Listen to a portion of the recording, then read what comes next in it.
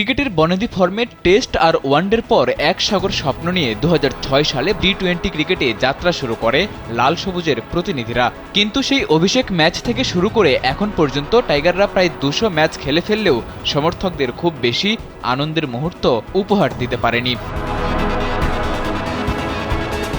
দিনকে দিন বিশ্বের অন্যান্য দেশ যখন টি-20 ক্রিকেটে নিজেদের নিয়ে গেছে ধরাছোঁয়ার বাইরে, বাংলাদেশ যেন তখনও পড়ে আছে সেই আগের জায়গায়। বর্তমান পরিসংখ্যানটা দেখলে অবশ্য মনে হতে পারে সামনে তো নয়, দিনকে দিন যেন পিছিয়ে যাচ্ছে বাংলাদেশ।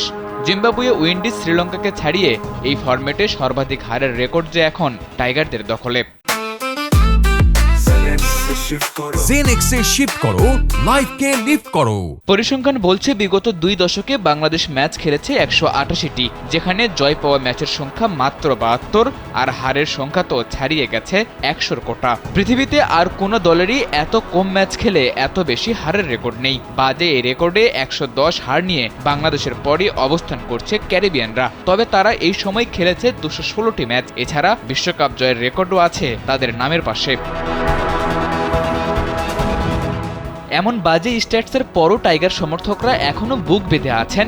লিটন, তামিম, ইমন, মিরাজদের হাত ধরে বদলে যাবে দেশের টি-20 ক্রিকেট। হতাশার বৃত্ত থেকে বের হয়ে টাইগাররা ঠিকই ছিনিয়ে আনবে জয়। তবে ভক্তদের সেই প্রত্যাশা কতটা পূরণ করতে পারবে লিটন শান্তরা, তা নিয়ে থেকেই যায় প্রশ্ন। একের পর এক হারের পরও টাইগাররা নিজেদের ভুল ত্রুটি শোধরানোর চেয়ে হারের ব্যাখ্যায় কোনো অজুহাত দেখাতেই যেন ব্যস্ত হয়ে পড়ে। কখনো উইকেটের সমস্যা, কখনো ওয়েদারের সমস্যা, সাথে বাজে দল নির্বাচন, কখনো অদ্ভুত ব্যাটিং অর্ডার, আবার চাপ নিতে না পারার মানসিক দুর্বলতা তো আছেই।